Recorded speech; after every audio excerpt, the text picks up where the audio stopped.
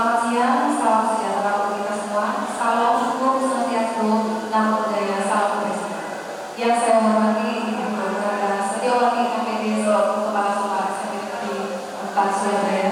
Yang saya hormati Bapak Ibu Guru SMP Negeri 4 Surabaya, serta Ibu Ayu Puspita Dewi SPD selaku narasumber dan calon guru penggerak angkatan 11. Alhamdulillah, puji syukur kita panjatkan karena berkat rahmatnya kita masih bisa berkumpul untuk bersama-sama menimba ilmu dari narasumber calon guru penggerak kita hari ini. Semoga kita tetap sehat selalu. Kegiatan hari ini mengusung tema pengibasan calon guru penggerak budaya positif pada modul 1.4. Sebelum memulai acara, perkenalkan saya Aulia Bisanti selaku MC pada siang hari ini dan akan membacakan susunan acara. Yang pertama, pembukaan. Kedua, menyanyikan lagu Indonesia Raya. Ketiga, sambutan dari Ibu Kepala Sekolah. Keempat, pemaparan materi oleh calon guru penggerak sekaligus diskusi dan tanya jawab. Dan terakhir, penutup. Sebelum kita memasuki acara hari ini, mari kita mulai dengan bacaan Bismillahirrahmanirrahim. Memasuki agenda selanjutnya yaitu menyanyikan lagu Indonesia Raya. Para hadirin dimohon untuk berdiri.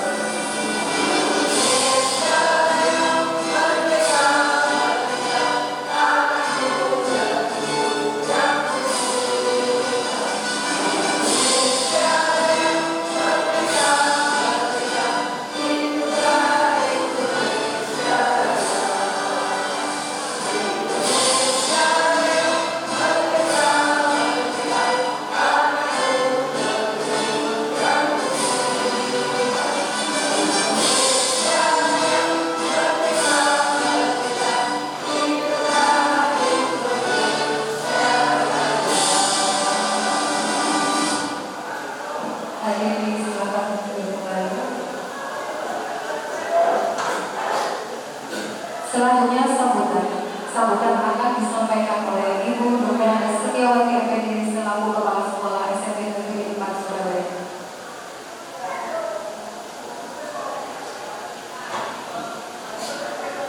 Terima kasih. Assalamualaikum warahmatullahi wabarakatuh.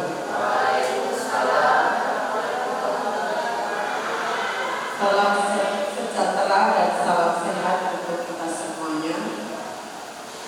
Yang sangat saya banggakan, Bu Ayu Puspita Dewi SS yang kali ini berkesempatan untuk mendiseminasikan aksi nyata dalam program CGP Angkatan 11. Yang saya hormati Bapak Ibu peserta diseminasi kali ini, baik yang langsung maupun yang tidak langsung.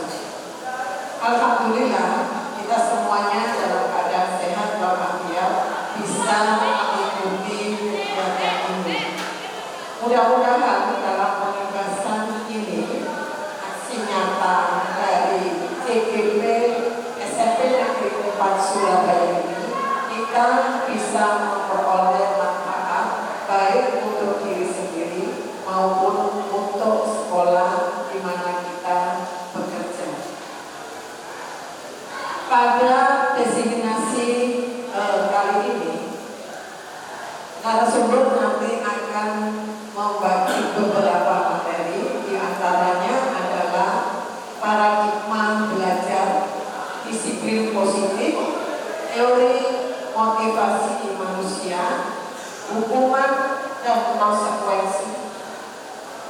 kemudian keyakinan kelas, kemudian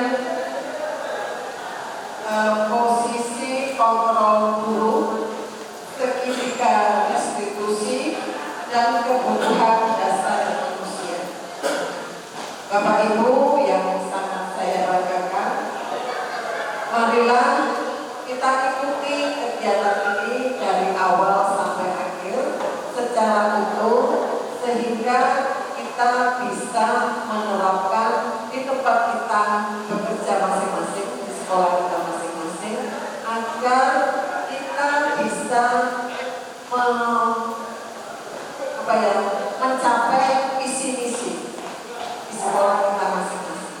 Karena bagaimanapun pada dasarnya visi-misi sekolah itu hampir sama, yaitu menciptakan manusia anak didik yang berakhlak mulia. Salah satunya seperti itu. Kami juga berterima kasih atas kehadiran dengan menyempatkan waktunya untuk menimba ilmu di sini di kesempatan yang baik. Demikian Bapak Ibu sambutan dari saya. Terima kasih dan mari kita maju bersama, bersinergi untuk mencapai kesuksesan bersama. Terima kasih. Assalamualaikum warahmatullahi wabarakatuh.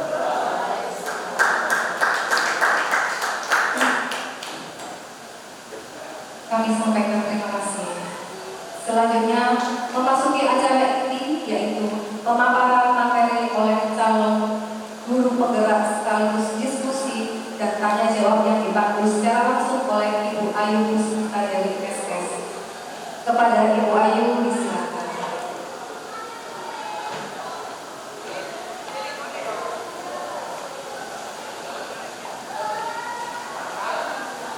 Baik, terima kasih Bu Aulia. Bismillahirrahmanirrahim. Yang terhormat Bapak Ibu Guru, terima kasih sudah hadir pada seminasi aksi nyata modul 1.4 budaya positif. Nah,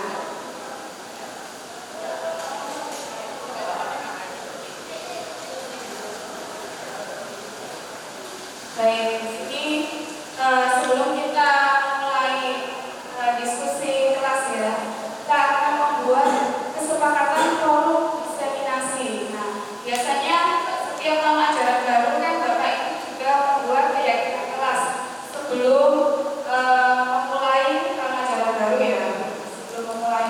Nah, sekarang kita akan membuat kesepakatan forum diseminasi. Nah, bagaimana Bapak Ibu intinya bagaimana di dalam forum ini? Monggo. HP silent. Oke, minta tolong asis HP silent. Oke, apa lagi? Boleh minum. Ya, boleh minum.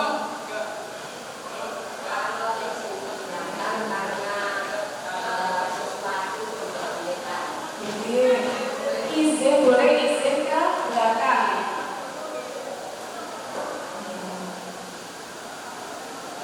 Ya, ada lagi? Tidak mengobrol saat diskusi. Tidak mengobrol saat diskusi. Ya, tambah lagi Bapak Ibu. Wah, begini. Saya tekan Bapak Ibu. Kita harus bahagia ya. Pak Asri? Setelah oke. Mematikan kipas angin ya dan lain-lain setelah kegiatan selesai.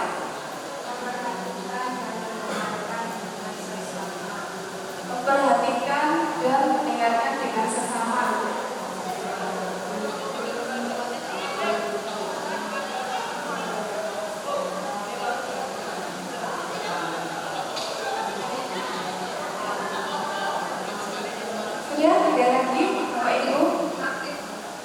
aktif dalam forum diskusi.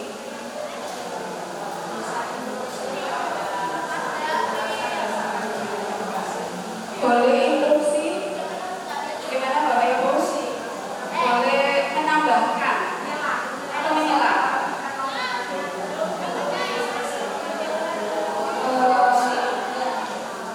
Bagaimana Bapak Ibu? Bisa dimasukkan? Interupsi, jadi memotong pembicaraan. Interupsi saat penjelasan.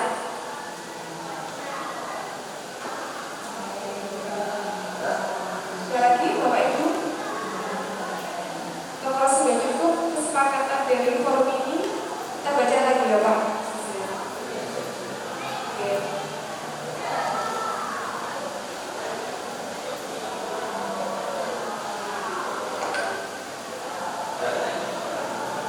Baik, kita lihat lagi kesepakatan yang sudah kita buat.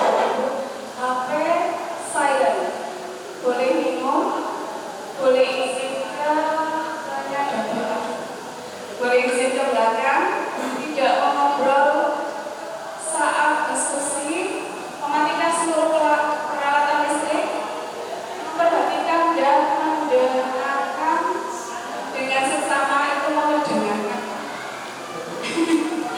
Interupsi saat menjelaskan, kayaknya bahasa sini aktif dalam diskusi. Baik, apakah ini kita sepakati Bapak Ibu? Baik, terima kasih. Baik, mari kita lanjutkan. Nah, kata dasar dari diseminasinya adalah budaya positif merupakan perwujudan dari nilai-nilai atau keyakinan universal yang diterapkan di sekolah. Akan lingkungan positif merupakan tanggung jawab kita sebagai seorang guru, sebagai pemimpin pembelajaran. Tentu saja kita berpihak pada murid. Dalam hal ini, bila suatu lingkungan aman dan nyaman, maka memberikan kesempatan dan kebebasan murid untuk berproses belajar, sehingga ia mampu menerima dan menyerap suatu pembelajaran.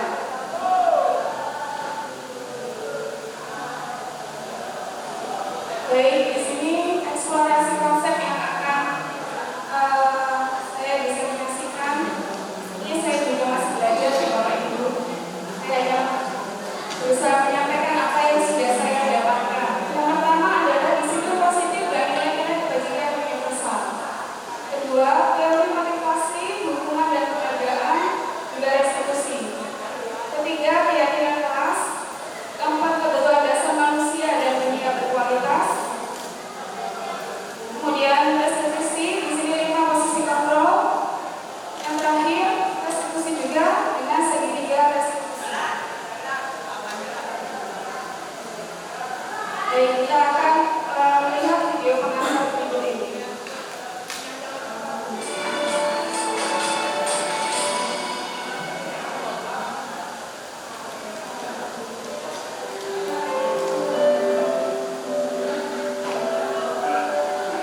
Selamat bergabung Bapak Ibu calon guru penggerak. Selamat jumpa pada modul disiplin positif. Saya yakin Bapak Ibu yang telah bertahun-tahun mengajar, mendampingi murid-murid bertumbuh dan berkembang, menyadari bahwa belajar adalah kunci dari mengajar. Belajar adalah modal besar pelajar. Bapak Ibu telah memiliki modal utama guru penggerak, yaitu semangat untuk belajar. Dalam modul ini, Bapak Ibu akan menjelajahi dan memahami budaya yang ada di dunia pendidikan hingga melekat pada praktik di sekolah. Bagaimana budaya positif di sekolah ini bisa membentuk karakter murid, guru, dan bahkan visi dan misi dalam sekolah itu sendiri. Selain itu, Bapak Ibu juga akan belajar memproses disiplin positif dalam budaya sekolah yang nantinya akan menjadi perubahan baru yang menggerakkan seluruh komponen sekolah. Modul budaya positif di sekolah ini diharapkan dapat menjadi proses, wadah untuk berdiskusi dan menumbuhkan semangat satu dengan yang lainnya agar dapat tercipta pribadi-pribadi dengan moral penguatan diri dan karakter yang kuat yang menjadi penggerak bagi para guru serta segenap para komponen sekolah untuk memajukan pendidikan di Indonesia. Selamat belajar!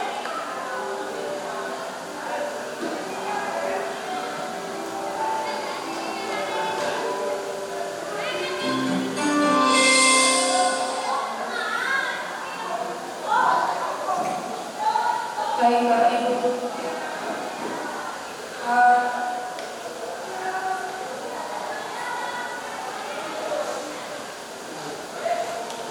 baik di sini kita membicarakan tentang budaya positif. Budaya positif adalah nilai-nilai, keyakinan dan kebiasaan di sekolah yang berpihak pada peserta didik agar peserta didik dapat berkembang menjadi pribadi yang kritis, bermanfaat dan bertanggung jawab. Budaya positif dilaksanakan dalam upaya menumbuhkan disiplin peserta didik, yaitu menanamkan motivasi intrinsik pada peserta didik untuk menjadi orang yang mereka inginkan dan menghargai diri sendiri dengan nilai-nilai yang mereka percaya. Jadi pada intinya kita menumbuhkan motivasi dalam diri siswa-siswi kita dan untuk menghargai dirinya sendiri dengan nilai-nilai yang mereka percaya. Baik, di sini positif dan nilai-nilai kebajikan universal. Nah, Bapak Ibu, apa makna disiplin? Disiplin itu apa?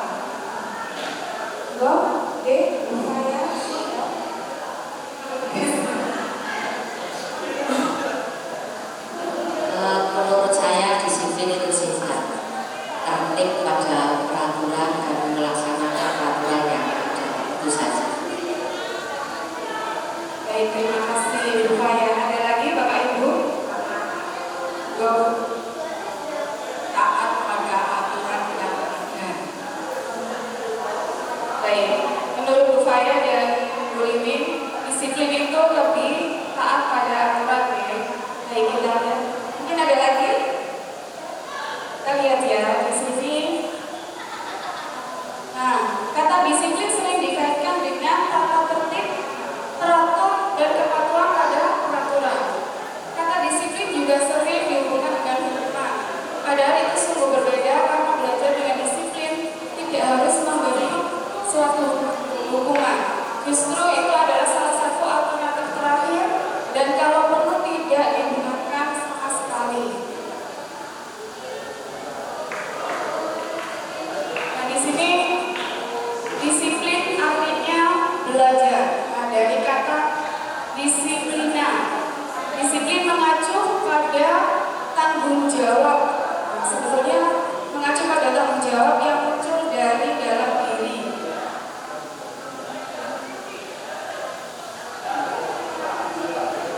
Baik, di sini nilai-nilai kebajikan. Sifat positif manusia yang merupakan tujuan mulia yang ingin dicapai setiap individu, bersifat universal dan lintas bahasa, suku, agama maupun latar belakang. Nah, karena kita berada di dunia pendidikan, jadi kebajikan universal yang kita pakai adalah profil pelajar Pancasila. Nah, di sini ada apa saja Bapak Ibu? Nah, ada beriman dan bertakwa, mandiri, gotong royong, benar kritis, dan kreatif. Baik. Nah, selain juga di situ ada IDEO Primary Years Program dan juga keterampilan hidup. Di sini juga ada toleransi dan empati juga.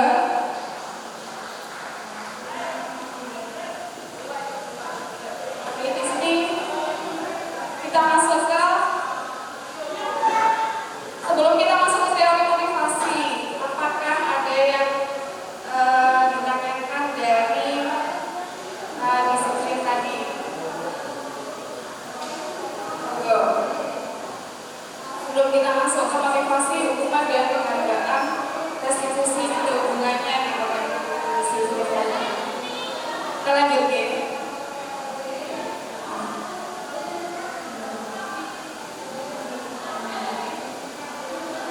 Ini ada kata motivasi Bapak Ibu. Misalnya kita sering memotivasi siswa-siswi kita ketika ada malas ataupun mungkin mengumpulkan tugas yang tidak tepat waktu, kita terus memberikan motivasi kepada siswa-siswi kita. Motivasi itu apa sih? Go.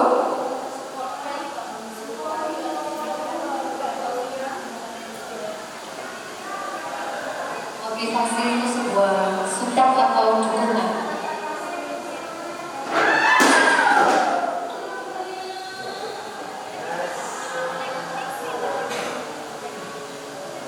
Baik. Motivasi itu apa? Mohon maaf, Bu Alia tadi motivasi support atau dukungan. Ya tadi nggak ngantuk ya, sampai jatuh. Kagetkan Bapak Ibu. Enggak. Memberikan semangat. Kalian di sini. Baik. Jadi motivasi itu bisa didapat dari eksternal dan internal ya Bapak Ibu. Jadi dorongan itu bisa dari diri kita sendiri maupun dari orang lain. Dan di sini ada motivasi eksternal untuk menghindari kenyamanan atau hukuman. Nah, apa yang akan terjadi apabila saya tidak melakukannya? Nah, itu motivasi eksternal. Yang kedua, untuk mendapatkan imbalan dari orang lain. Nah, sehingga kita mau mengerjakan hal itu. Yang ketiga, untuk menghargai diri sendiri. Nah, ini motivasi internal yang bertujuan untuk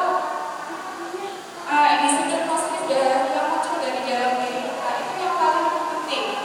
Jadi, motivasi dari dalam diri itu intinya yang paling penting. Di sini ada kata merdeka menurut Ki-Hajar Dewantoro. Merdeka itu artinya tidak hanya terlepas dari perintah, akan tetapi juga cakap buat memerintah diri sendiri. Ini terkadang yang susah kita lakukan ya. Kadang ada rasa malas yang ada dalam diri kita.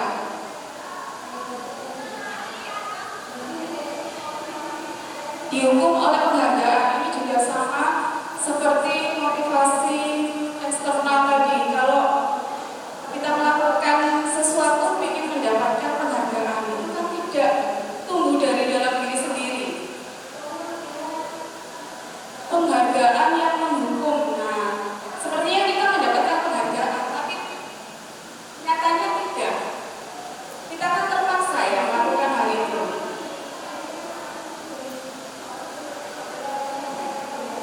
Baik, di sini ada beberapa kasus Bapak Ibu. Nanti kita akan lihat di sini apakah termasuk hukuman atau konsekuensi. Nah, kita lihat yang pertama. Mencatat 100 kali di dalam buku kalimat, saya tidak akan terlambat lagi karena terlambat ke sekolah. Nah, ini hukuman atau konsekuensi? Lari mengelilingi lapangan basket 2 kali tanpa terlambat hadir di sekolah. Murid diminta untuk push up 15 kali karena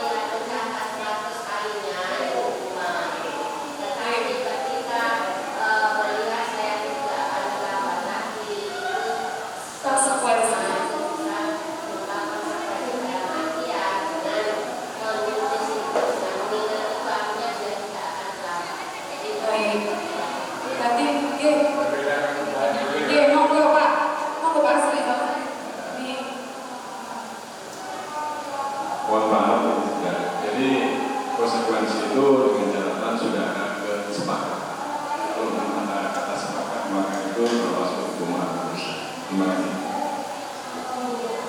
terima kasih Pak Asri. Oh, monggo. Iya, tadi Bu Faya yang meminta kesepakatan forum. Nah, tak izin ke belakang, ternyata Bu Faya ingin izin. Iya. Kita ke sekolah mana, apapun itu, ini masih hubungan saya. Kecuali kalau ada kesepakatan dengan ada. Berarti kesepakatan itu kan dua belah pihak ya Pak. Nah, kalau misalnya hukuman itu peraturan yang hanya satu pihak. Oke, baik, terima kasih Pak Asri. Kita lanjutkan ke restitusi. Nah, restitusi ini adalah proses menciptakan kondisi bagi murid untuk memperbaiki kesalahan mereka, sehingga mereka bisa kembali pada kelompok mereka dengan karakter yang lebih kuat. Restitusi juga merupakan proses kolaboratif yang mengajarkan murid untuk mencari solusi masalah mereka dan membantu murid berpikir tentang orang seperti apa yang mereka inginkan dan bagaimana mereka harus memperlakukan orang lain. Dosen 2004. Jadi restitusi di sini ketika ada masalah dengan siswa, nah, kita tidak boleh langsung ngejudge bahwa anak itu salah. Jadi kita melakukan pendekatan kepada siswa tersebut sehingga mereka berani bercerita tentang permasalahan dan mencari solusi atas masalah yang dihadapi. Nah, sehingga anak itu bisa percaya diri.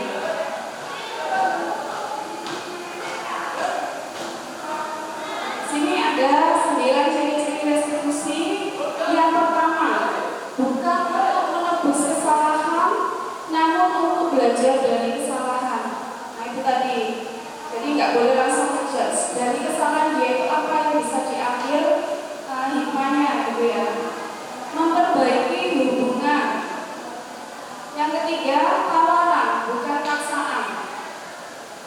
Yang keempat, restitusi menuntut untuk melihat ke dalam diri. Demo berupaya. Yang kelima, restitusi mencari kebutuhan dasar yang mendasari tindakan. Yang keenam, restitusi diri adalah cara yang paling baik. Restitusi fokus pada karakter bukan tindakan. Restitusi fokus pada solusi. Dan yang terakhir, restitusi mengembalikan murid yang berbuat salah pada kelompoknya. Jadi ini gunanya restitusi tadi ya. Jadi tidak membuat anak tersebut itu langsung merasa bersalah. Baik, kita akan masuk ke keyakinan kelas. Nah, sebelum itu kelihatannya Bapak Ibu ini sudah mulai ngantuk ya. Karena di jam-jam siang ini ya Bapak Ibu, kita akan bermain sambung kata dan ingat kalimat. Nah, permainannya seperti apa? Waduh, katanya Mary, ya apa ingat kalimat? Jadi, ya nggak ngantuk, kemana ingat. Jadi nanti caranya seperti ini ya Bapak Ibu. Misalnya, saya akan memberikan satu kata. Nanti Bu Faya akan memberikan kata lanjutan dari saya. Saya akan mengatakan saya makan saya. Lalu bersambung ke Bu Ima. Saya makan apa ditambahkan sampai terakhir ini. Dan terakhir ini siap-siap deh. Baik, kita mulai. Sebentar.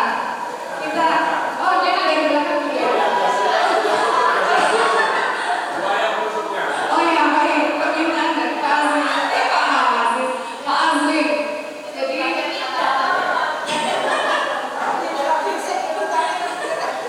Jadi kita mulai dari belakang ya. Nah, biasa loh Bu Faya siap-siap untuk menutup nih. Jadi memulai gini ya Bu Faya. Baik. Saya Sulastri. Bentar, kayaknya enak pakai ini deh.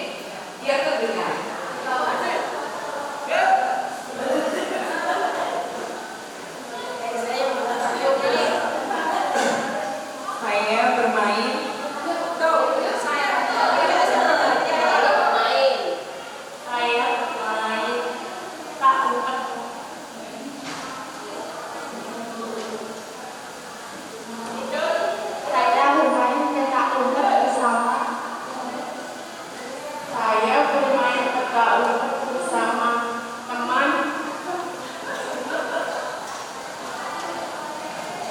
Saya bermain peta umpet bersama teman di lapangan.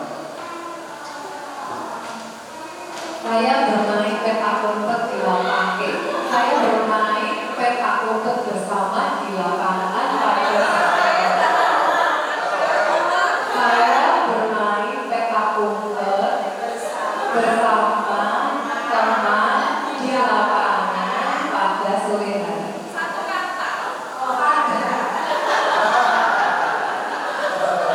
Sore hari. Saya bermain peta umpet di lapangan bersama teman di luar pada sore hari. Sore. Saya bermain peta umpet bersama teman di lapangan pada sore hari.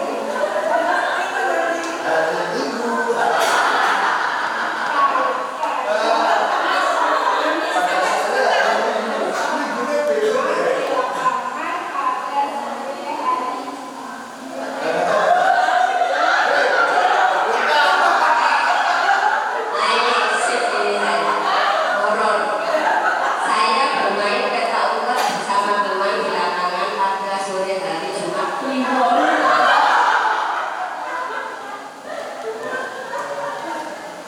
Baik, ternyata hasilnya saya bermain peta umpet bersama teman di lapangan pada sore hari Jumat Kliwon. Ya Allah, temannya ini siapa ya? Ada Mbak Kun katanya. Oke, baik, terima kasih, tepuk tangan untuk kita semua. Masih ngantuk ya Bapak Ibu? Enggak ya? Karena tadi mengingat kalimat yang begitu panjang. Tiba Jumat Kliwon. Baik, kita masuk ke definisi keyakinan adalah nilai-nilai kebajikan, prinsip universal yang disepakati bersama, lepas dari latar belakang suku, negara, bahasa maupun agama. Keyakinan akan lebih memotivasi seseorang dari dalam atau memotivasi secara intrinsik. Seseorang akan lebih tergerak dan bersemangat untuk menjalankan keyakinannya daripada hanya sekedar mengikuti serangkaian peraturan. Nah, biasanya kalau anak tidak yakin itu sering melanggar aturan. Nah, jadi intinya yaitu tadi kita kembali kepada dari diri sendiri. Nah, mengapa tidak peraturan saja? Mengapa harus keyakinan keras? Nah, di sini yang pertama, mengapa kita memiliki peraturan harus menggunakan helm bila mengendarai kendaraan roda 2? Kenapa Bapak Ibu? Untuk keselamatan.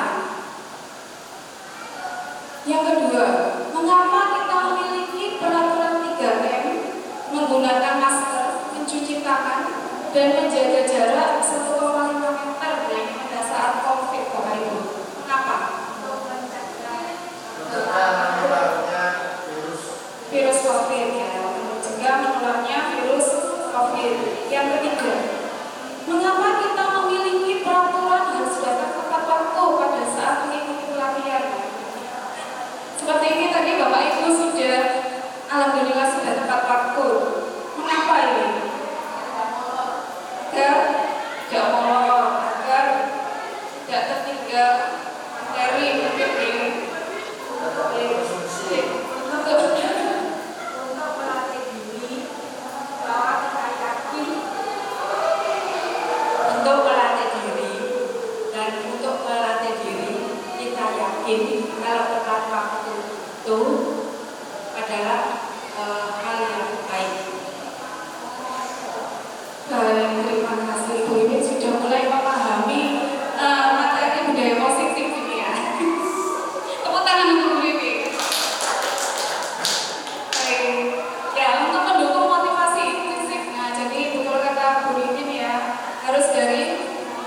dalam diri ini ya. Kembali ke nilai keyakinan lebih menggerakkan seseorang dibandingkan mengikuti serangkaian peraturan.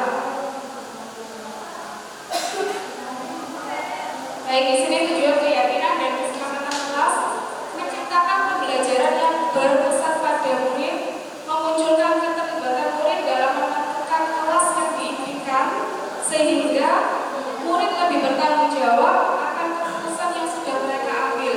Jadi ketika Bapak Ibu melaksanakan keyakinan kelas, pastinya itu datang dari peserta didik penjenengan semua kan. Nah dari situ mereka pasti akan melakukan apa yang sudah mereka yakini.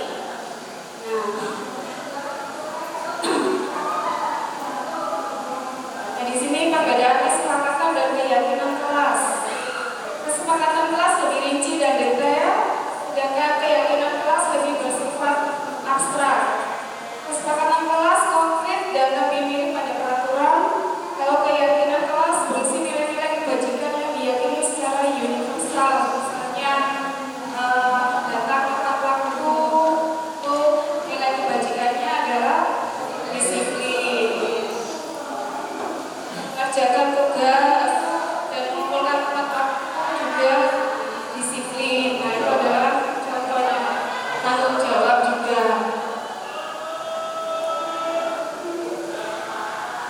Nah di sini ada langkah-langkah untuk membuat keyakinan kelas. Biasanya kan anak-anak kalau disuruh membuat keyakinan kelas itu masih ada kata-kata negatif ya. Tidak boleh datang terlambat, tidak boleh makan dan minum di kelas. Nah di sini kita berupaya untuk membuat kalimat positifnya, Bapak Ibu. Jadi misalnya tidak boleh datang terlambat. Nah di sini dirubah menjadi datang tepat waktu. Nah di sini ada nilai kebajikannya yaitu disiplin. Lalu tidak boleh berisik, tapi diganti dengan berbicara ketika dimintai pendapat. Tidak boleh mengolok-olok orang lain, berbicara dengan sopan atau baik. Nah dan seterusnya ini Bapak Ibu. Bagaimana Bapak Ibu ketika membuat keyakinan kelas bersama siswa-siswinya? Pengalaman yang kemarin apakah ada yang memberikan pengalamannya dalam membuat keyakinan kelas? Enggak, Bu Ima? Ketika membuat keyakinan bersama bersama peserta didiknya, apa yang menjadi kendala misalnya anak-anak?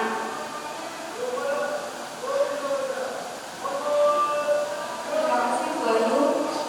Pengalaman saya membuat keyakinan kelas bersama para siswa, misalkan mereka masih belum kalau di sekolah itu kan tidak boleh hubungan fisik. Jadi mereka masih memilih konsekuensinya itu diberi hubungan fisik kalau berjalan, walaupun tidak dibagi tapi berjalan keliling lapangan itu kan masih hubungan fisik. Itu masih yang belum bisa diubah. Baik, terima kasih Bu Ima. Jadi nanti penerapannya kepada anak-anak yaitu kita harus meminimalisir adanya hukuman fisik tadi.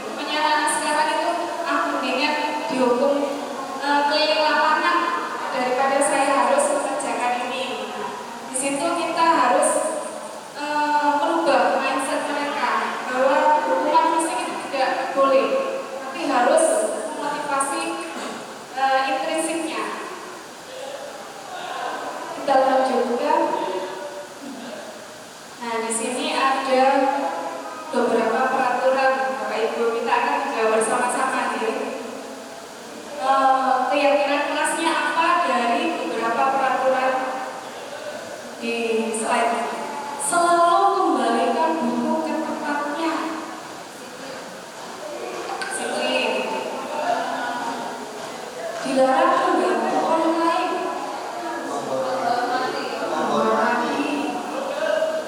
Hadir di sekolah 15 menit. Disiplin. Dilarang melakukan kekerasan.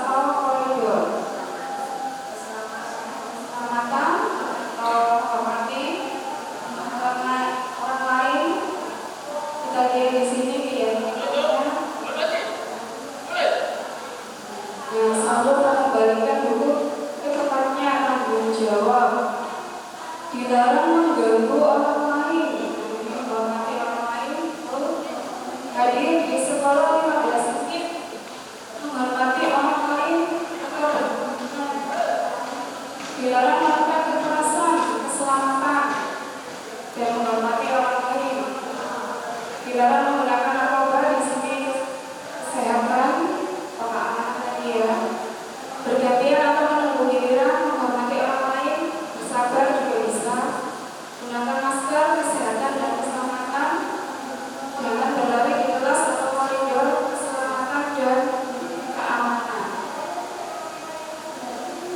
Ini ada contoh dari kelas ya, seperti tadi Bu Irma sudah memberikan contoh fisik tadi fisik.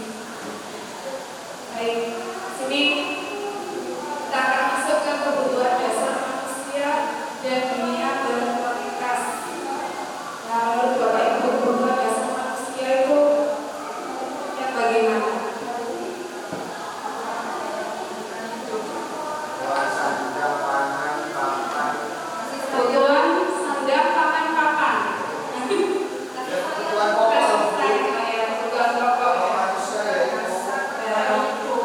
Kebutuhan hidup. Kebutuhan dasar manusia itu kebutuhan untuk hidup, makan. Itu aja. Baik. Sekarang kita intip ya Bapak Ibu. 5 kebutuhan dasar manusia itu apa saja?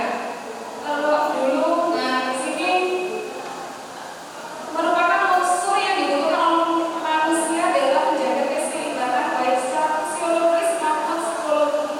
Hal ini tentunya bertujuan untuk mempertahankan kehidupan dan kesehatan.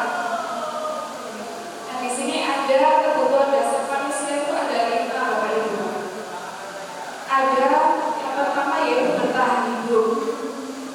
Kemudian cinta dan kasih sayang, nah, seperti yang disampaikan Bu Aulia tadi ya. Lalu ada penguasaan, kebebasan dan kesenangan. Nah itu yang harus dipenuhi oleh kita. Jadi kalau tidak terpenuhi itu timpang, Bapak Ibu. Seperti contoh ini terjadi pada putra saya sendiri itu dari kebutuhan dasar kebebasan ini agak tidak tuntas gitu. Jadi, nah ketika besar itu ada sesuatu yang tidak bisa seperti anak-anak yang lain. Jadi dia takut, mau mengungkapkan sesuatu takut, karena kebebasannya itu waktu kecil itu sering dilarang kakaknya nggak boleh itu. Nah itu ternyata berpengaruh. Jadi 5 kebutuhan dasar ini harus terpenuhi semua. Di sini bertahan hidup survival, kesehatan, rumah dan makanan. Mungkin sandang pangan papan tadi ya Pak Aziz ya. Oke. Nah selain sandang pangan papan, nah di sini juga ada kasih sayang dan rasa diterima. Kita pasti ingin ya Bapak Ibu seperti itu ya. Keinginan untuk tetap terhubung dengan orang lain. Nah jangan sampai kita itu terkucilkan ya. Kadang ada siswa-siswi kita itu yang tahu-tahu sendiri duduk di pojok. Nah itu patut kita ini tanya kenapa kok tidak bermain bersama teman. Nah, lalu ada kebebasan, mandiri, memiliki pilihan, mencoba hal baru. Nah, anak yang SMP ya biasanya mencoba hal baru. Berarti kebutuhan dasar kebebasannya itu ada yang kurang. Mampu mengendalikan arah diri sendiri. Lalu ada kesenangan, bermain, humor dan tertawa. Lalu ada penguasaan, keinginan untuk dianggap berharga, diakui, dihormati, bisa membuat pencapaian. Nah, anak SMP juga seperti itu ya Bapak Ibu ya, siswa-siswi kita ini. Di sini ada kasus Bapak Ibu. Pak Zulfikar adalah kepala sekolah yang baru. Yang baru ditugaskan di SMP Bina Generasi Muda. Nah, sejak kedatangan beliau, Pak Zulfikar mencoba menyesuaikan diri dengan lingkungan sekolah. Sebagian besar dulu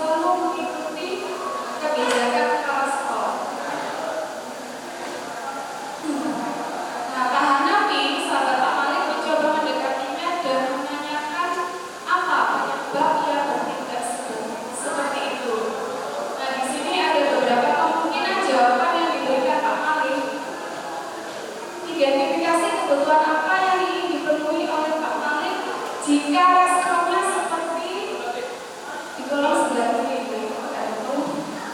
Bila Anda berada dalam posisi Pak Zulfikar dan mendengar informasi dari Pak Hanafi tentang alasan Pak Malik melakukan hal itu, apa yang Anda lakukan? Nah, kita lihat di sini jawaban dari Pak Zulfikar.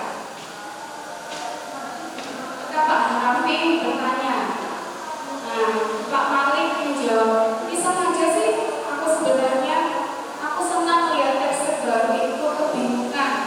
Kalau bukan tanya berapa? Nah, ini kebutuhan dasar mana yang tidak terpenuhi dari Pak Zulfikar? Kesenangan? Kita lihat, karena ada kata iseng ya. Iseng saja sih. Nah, betul. Jadi di sini kebutuhan dasar kesenangannya yang ya, betul. Oke. Berikutnya, jawaban dari Pak Malik. Ya, biar dia kenal sama aku. Dan aku ingin kaminya bisa dekat dan kerja bareng sama dia. Kayaknya dia orang baik sih. Betul dasar apa? Penguasaan. Penguasaan? Biar dia kenal sama aku. Kasih sayang, Bu. Kasih sayang. Kasih? Kasih sayang. Sayang kita lihat. Ya, betul perhatian. Cinta dan kasih sayang. Tepuk tangan ya, Pak Malik. Baik. Benar-benar ya. Saya benar-benar. Jangan kalau belum selesai nanti ilmunya terpotong. Kan yuk, saya sebenarnya nggak paham beliau bicara apa tadi. Makanya saya tanya-tanya saja daripada saya kelihatan tidak paham. Masa aku yang udah guru senior di sini tapi kelihatan nggak paham? Mau dong. Penguasaan dari kata mana nih Bapak Ibu? Kata senior. Masa aku yang dulu senior. Iya betul sekali. Tangan kita semua. Kayaknya ada satu lagi.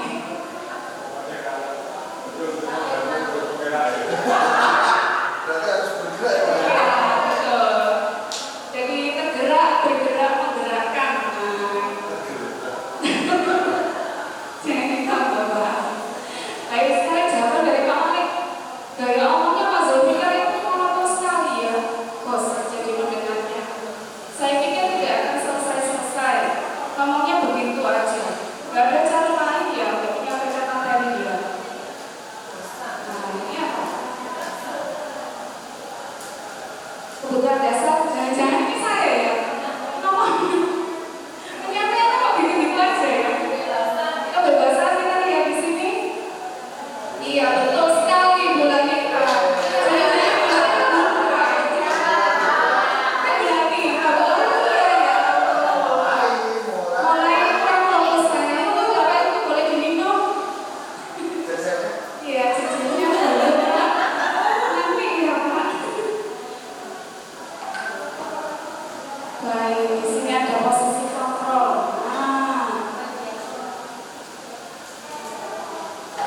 Nah, posisi kontrol guru merujuk pada berbagai pendekatan yang digunakan guru dalam mengelola perilaku dan disiplin kelas. Nah, guru ini ada posisi kontrol, Bapak Ibu. Mari monggo Bu Rizka kalau mau kamar mandi. Loh, Pak, jangan. Iya, beda loh Pak ya, kamar mandinya laki dan perempuan. Baik. Nah, di sini 5 kontrol guru, posisi kontrol guru yang pertama adalah ada pendukung. Kemudian teman, pemantau, pembuat rasa bersalah, dan manajer. Nah, biasanya kadang kita itu posisinya banyak sebagai teman kadang ya. Anak-anak apalagi usia remaja itu pasti membutuhkan sosok teman. Nah, kadang anak-anak itu kan curhat dengan kita. Itu posisi kita lihat posisi pendukung itu bagaimana. Nah,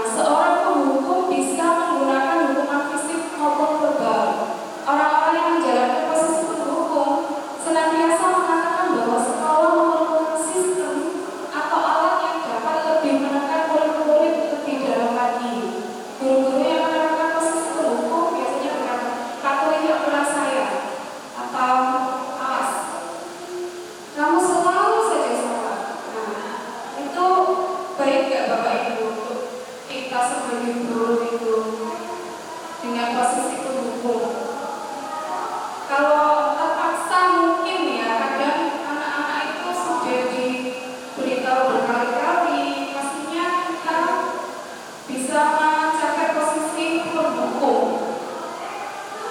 Kemudian berikutnya membuat merasa bersalah. Pada posisi ini biasanya guru akan bersuara lebih lembut. Membuat rasa bersalah akan menggunakan keheningan yang membuat orang lain merasa tidak senang, bersalah atau rendah diri. Kata-kata yang keluar dengan lembut akan seperti, nah ini contohnya, ibu sangat kecewa sekali dengan kamu. Berapa kali Bapak harus memberitahu kamu ya? Nah di sini posisi murid akan memiliki penilaian diri yang buruk tentang diri mereka. Nah, mereka pasti akan merasa bersalah. Kemudian teman, nah posisi ini biasanya Bapak Ibu guru ya sama anak-anak yang beranjak remaja itu. Di sini ada sisi negatifnya juga Bapak Ibu. Kalau anak-anak sudah merasa dekat dengan kita, nah itu biasanya melunjak ya ada. Nah ini patut diantisipasi. Jadi kita memposisikan sebagai teman itu harus tahu batasannya. Lanjut untuk memantau. Nah kita memantau anak-anak itu berdasarkan data juga. Jadi ketika ada tugas atau apapun itu berdasarkan data, jadi bisa kita pantau. Nah, berikutnya posisi manajer ini di mana kita berbuat sesuatu bersama murid. Nah, jadi mempersilakan murid mempertanggungjawabkan perilakunya, mendukung murid agar dapat menemukan solusi atas permasalahannya sendiri. Nah ini lebih baik, lebih bagus untuk kita menjadi posisi manajer, karena kita adalah sebagai pemimpin pembelajaran.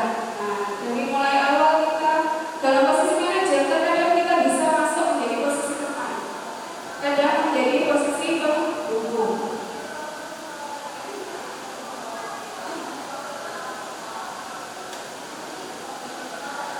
Di sini ada lagi juga kasus, saya kecewa sekali dengan kamu. Nah, ini masuk posisi kontrol. Guru bertindak sebagai apa? Saya kecewa sekali dengan kamu. Yang mana ya? Oh yang bersalah saja.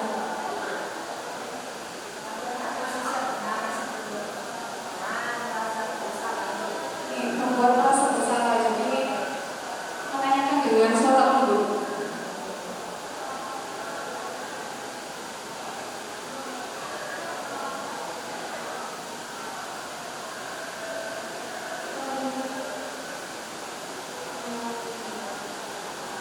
Baik, di sini bagaimana Bapak Ibu? Saya kecewa sekali dengan kamu. Kita masuk posisi kontrol ya. Membuat rasa bersalah.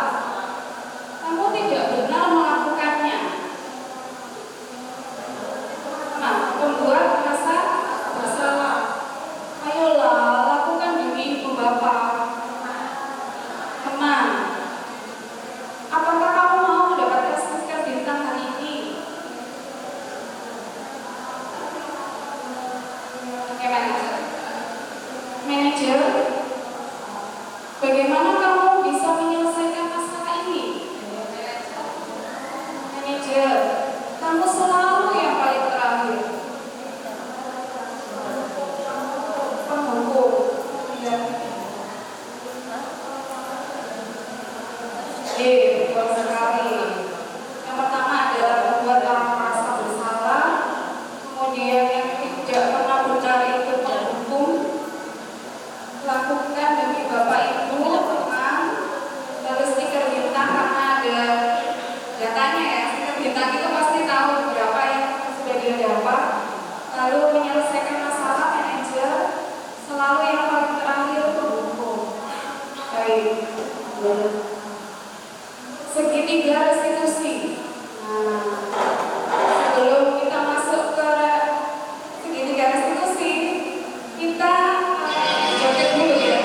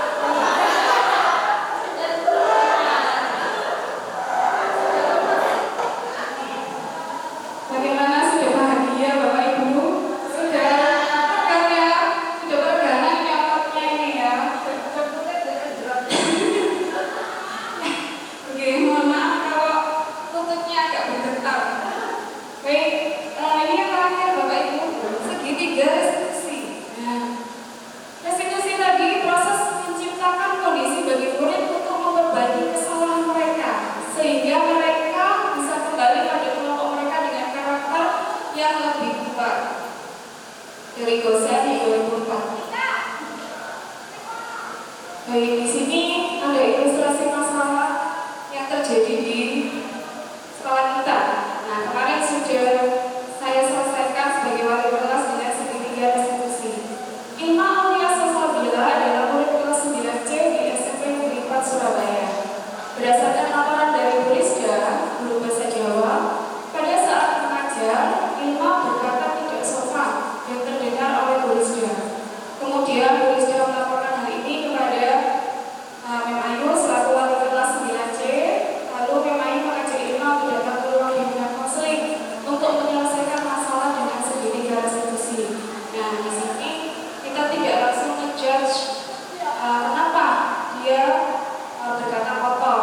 Nah, di sini ada proses yang harus kita lewati ini di segitiga restitusi. Bagaimana cara penyelesaiannya? Nah, yang pertama adalah menstabilkan identitas. Yang kedua, validasi tindakan yang salah. Yang ketiga, menanyakan keyakinan. Nah, apa sih ketiga itu tadi? Nah, kita lihat di sini tahapan dari menstabilkan identitas, yaitu bertujuan untuk mengubah identitas anak yang gagal karena melakukan kesalahan menjadi orang yang sukses dari rasa sedih dan emosional sehingga mampu menggunakan fungsi rasionalnya.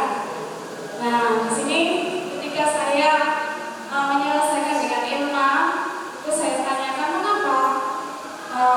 Karena dia emosi. Nah, waktu itu dia emosi. Nah, saya bilang ya, emosi itu memang ada dalam diri kita. Nah, berbuat salah tidak apa-apa, nah itu adalah contoh respon. Validasi tindakan yang salah yaitu proses untuk memahami kebutuhan apa yang sedang berusaha dipenuhi oleh Ilma tersebut. Lalu menanyakan keyakinan, proses di mana murid menghubungkan dirinya dengan nilai yang diyakini dan dipercaya. Jadi berkata kotor itu apa, keyakinan apa yang sudah kita tanamkan. Nah, dia apakah menghormati? Dia menjawab ya, saya tidak menghormati orang lain. Dari sini, dari 3 tahapan ini, kita dapat membuat murid itu lebih percaya diri untuk bercerita kepada saya, mungkin kepada jenengan nanti kalau ada siswa-siswinya yang bermasalah. Nah, di sini di tahap segitiga restitusi bukan berarti kita membenarkan kesalahan, tetapi langkah pertama kita menstabilkan dulu identitas anak supaya anak tidak merasa terpuruk atas kesalahan yang sudah dia buat. Langkah kedua, validasi tindakan yang salah. Nah, pasti mereka ada tujuan dan alasan melakukan hal tersebut. Yang ketiga yaitu menanyakan keyakinan. Nah, nilai-nilai apa saja yang sudah dia langgar. Baik, di sini kenapa restitusi itu penting? Karena rasa bersalah itu menguras energi. Jadi kita harus mencari solusi dari kesalahan siswa tersebut. Kita merasa bersalah, kita mengalami identitas kegagalan. Nah, malah kita merasa bersalah, cenderung melakukan pembelaan diri dan menyalahkan orang lain. Nah, jadi kadang mengkambing hitamkan orang lain ya. Kita memilih orang ketiga untuk disalahkan. Perasaan bersalah membuat kita terperangkap di masa lalu di mana kita sudah tidak bisa berbuat apa-apa lagi. Nah, ini juga bisa diselesaikan untuk mencari solusi dan memperbaiki diri sendiri. Oke, sama Bapak Ibu kita masuk ke sesi tanya jawab. Monggo. Ini nanti saya bisa masuk ke slide yang mana? Dua pertanyaannya.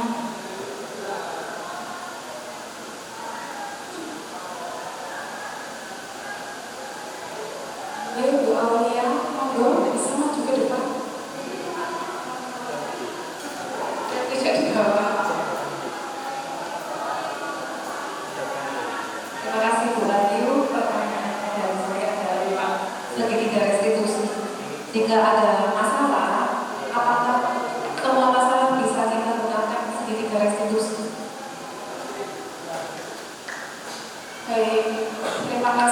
Aulia ini saya jawab langsung. Setiap permasalahan apakah bisa diselesaikan dengan segitiga resolusi? Ya, jadi agar anak itu tidak merasa bersalah dan terpuruk. Sebenarnya dia atau ada sebentar. Nah, di sini dia tidak ke depannya aku tidak bisa memperbaiki kesalahan ini. Nah, jadi dia merasa gak pede dan lain sebagainya. Nah, kalau dengan segitiga resolusi kan akan membuat dia itu lebih berempati, lebih pede lagi, ya, terus sosial juga. Jadi untuk segitiga resolusi bisa untuk menyelesaikan permasalahan itu ya, semua permasalahan. Baik, bagaimana Bu Aulia? Baik. Monggo pertanyaan kedua. Kita dulu. Monggo. Monggo maju ke depan. Yang diin? Sini apa? Monggo di sini Bu.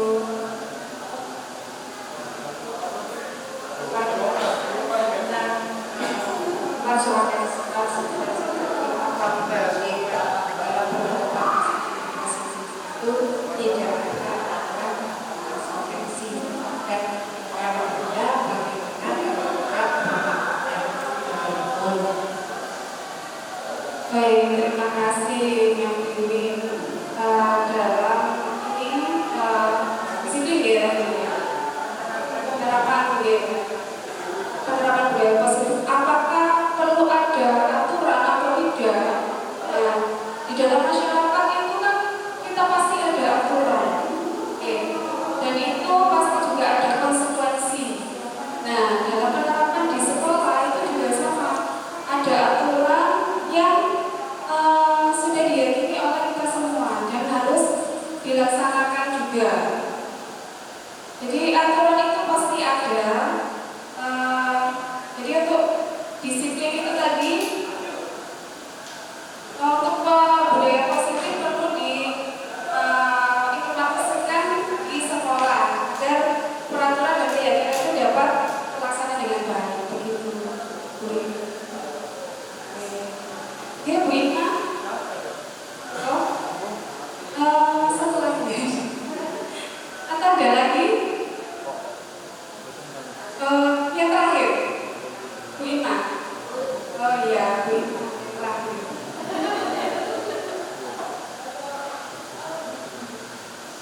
Terima kasih Bu Ayu. Saya melanjutkan pertanyaan dari Aulia dari apakah segitiga institusi itu bisa digunakan untuk masyarakat? Yang saya tanyakan adalah seberapa besar dampak menerapkan segitiga institusi untuk menyelesaikan pada sisi dan apa dampak positifnya? Baik, terima kasih. Baik, segitiga restitusi dampak positifnya. Tadi kan Bu Aulia sudah saya jawab bahwa penyelesaian permasalahan bisa diselesaikan dengan segitiga restitusi. Nah, dampak positifnya adalah sesuai lebih percaya diri, dan juga membangun empati peserta didik tersebut, lebih berani, lebih percaya diri untuk mengungkapkan permasalahannya sehingga dia mendapatkan solusi dari permasalahan yang sudah dihadapi.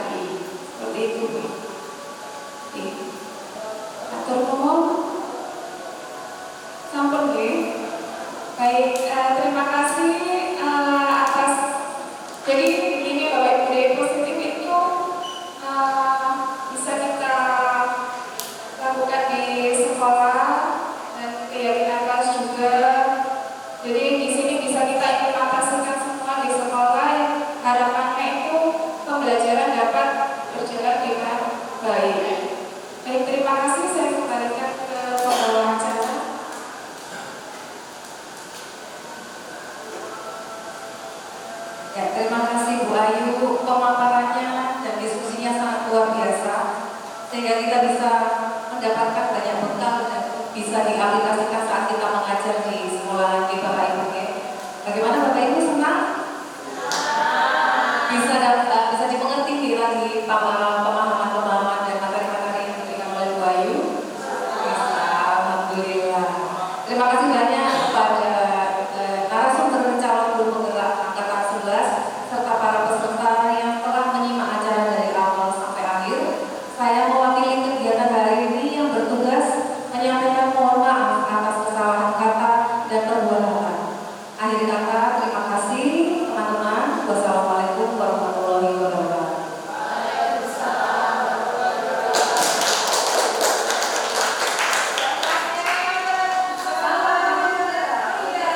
Sebelum mengakhiri ya, mari kita salam dulu ya, yang dipimpin sama Ibu Ayu. Silakan Bu Ayu. Iya, berdiri Bapak Ibu. Jadi nanti saya akan bilang salam guru penggerak. Tergerak, bergerak, menggerakkan. Jadi dua tangan ya, menggerakkan. Baik. Salam guru penggerak. Tergerak, bergerak, menggerakkan. Terima kasih Bapak Ibu. Kemudian setelah kita. Sudah.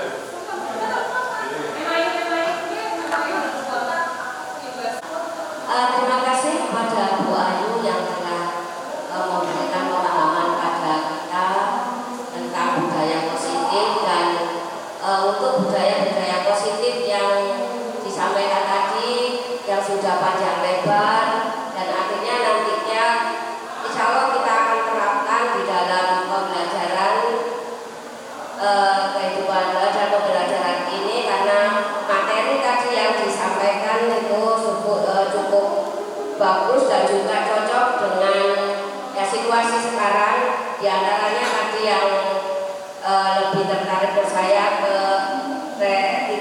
segitiga restitusi. Nah itu sangat ideal sekali jika kita gunakan di dalam kelas. Begitu yang bisa saya sampaikan dalam pembelajaran atau penyampaian dari calon guru penggerak Bu Ayu pada materi budaya positif. Terima kasih. Assalamualaikum warahmatullahi wabarakatuh. Saya sedikit memberikan komentar hasil pembahasan dari Ibu Ayu Pustika Dewi tentang nyata modul 1 tentang budaya positif, di mana budaya positif ini cukup materinya cukup bagus ya untuk bisa kita terapkan di sekolah nanti, diterapkan anak nanti karena memang berhubungan dengan saya selaku BK juga nanti ketika memberikan pemaparan ke anak-anak. Jadi tidak hanya lebih ke memberikan hukuman, tapi tadi itu saya menangkap juga bisa memberikan bagaimana